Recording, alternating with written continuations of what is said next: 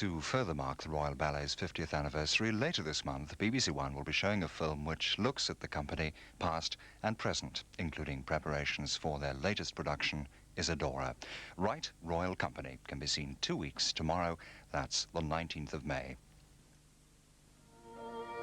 Tomorrow on BBC One, George Bernard Shaw's comedy, The Man of Destiny, an intriguing encounter between a mysterious lady spy and the young Napoleon.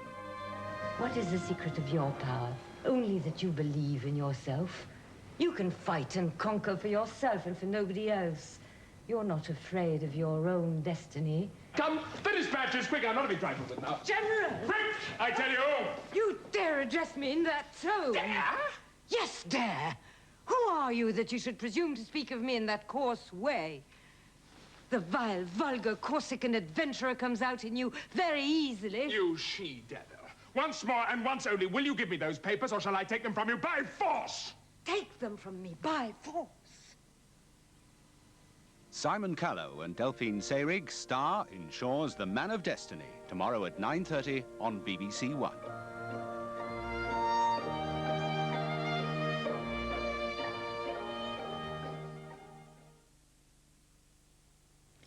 In 10 minutes, The Getaway, the first in a short season of films starring Steve McQueen. And that's after the news now with John Edmonds. It's 10 to 9.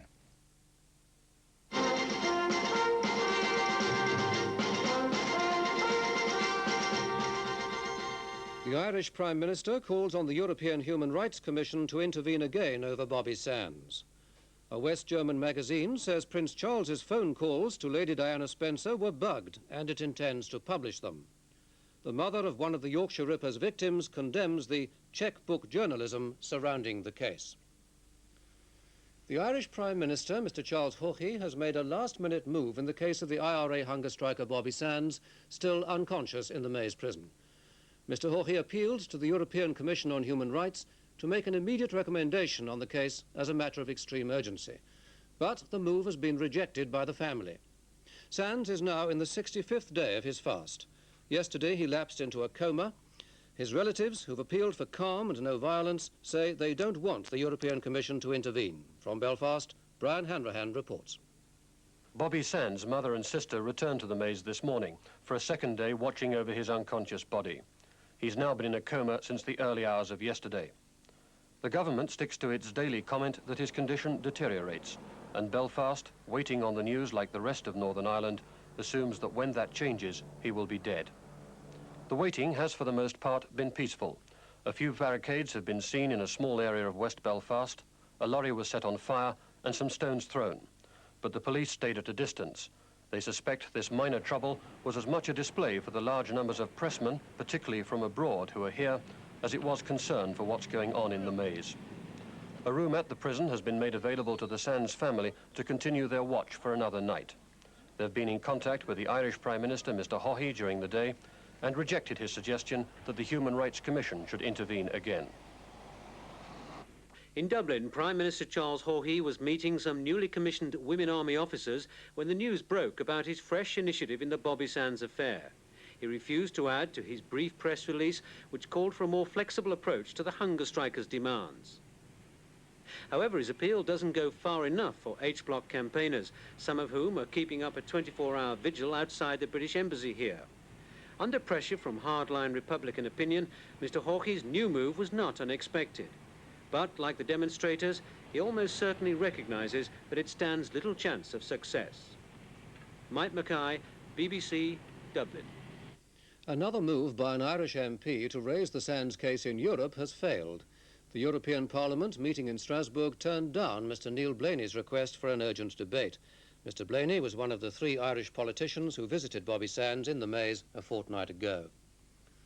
A West German women's magazine says it's obtained transcripts of telephone conversations between Prince Charles and Lady Diana Spencer, and if they prove to be genuine, it'll publish them next week.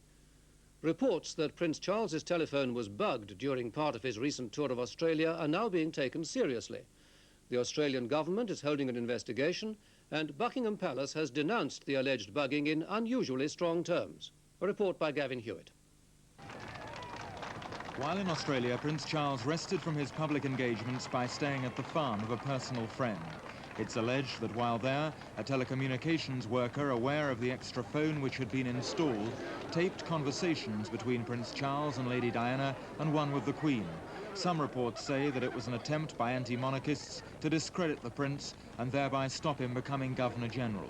The authorities in Australia are appalled and embarrassed and have ordered an inquiry. One set of transcripts is now with the West German magazine Die Aktuelle, a women's magazine which explores the lives of the famous and rich. This month there was a feature on the royal engagement. If they establish that the transcripts are genuine, they will publish them. The conversations are described as intimate and personal, containing candid opinions about Australia. The man who claims to have heard the tapes and whose agent sold them is Simon Regan, an author who once wrote about Princess Margaret's private life. We never, ever tried to even go to Fleet Street with these tapes because they were embarrassing to the palace. But at the same time, they exist. They are there. They've been engineered by a group politically opposed to Prince Charles. It is a story. And sooner or later it's going to come out whether I had anything to do with it or not. Ironically, Prince Charles had earlier joked about the difficulties of phoning when Lady Diana was in Australia. And, I mean, eventually I got the number because they were staying somewhere else. But they said, oh, no, the phones are tapped or something, which I found highly unlikely. Today's reports have prompted Buckingham Palace to issue one of their strongest statements. Despicable, contemptuous and appalling, said the spokesman, and they hoped the British press would have nothing to do with it. With the so-called Yorkshire Ripper case due to resume at the Old Bailey tomorrow, the mother of one of the victims has spoken out against those newspapers thought to have offered money to the accused man's family and friends. The attack came from Mrs. Doreen Hill, whose daughter Jacqueline was killed in Leeds last November. She told Jim Wilson she wants the law changed to prevent anyone making a profit from the crime. At the time, you think you've reached the ultimate in suffering. Things possibly couldn't get any worse. And then we had read a report in the paper that the press and the Rippers family were going into contracts whereby certain members of the Rippers family and his friends were going to gain financially. And that really hurt us even more. It sickened us. I was always proud to be British, but when I've heard about the British press, I'm disgusted with them. To think that they offer money to relatives and friends of the Ripper who actually killed my daughter. I'm just disgusted with the whole affair. How would you like to see your campaign develop? Well, my main objective at the moment would be for the relatives and friends of the Rippers family not to get any money. Why should they gain anything by my daughter's death? She's dead. And they want to get money. What kind of a family are they?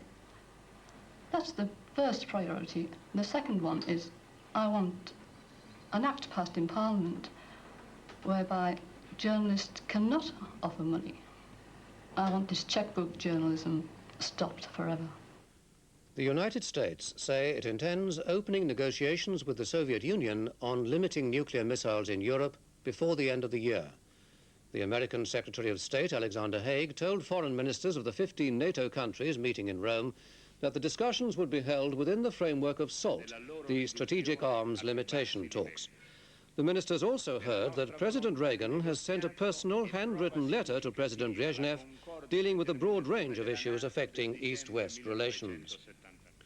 Spanish General Andrés González de Suso, a former press spokesman at the Ministry of Defense, has been shot dead outside his home in Madrid as he prepared to drive to work.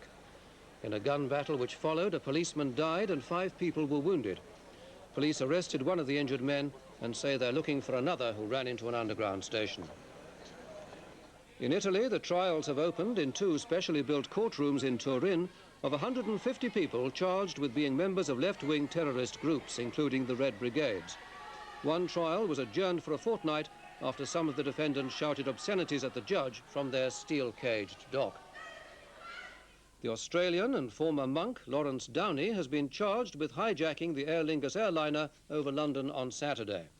A French judge has decided that Downey, who now faces up to 10 years in prison, was responsible for his actions.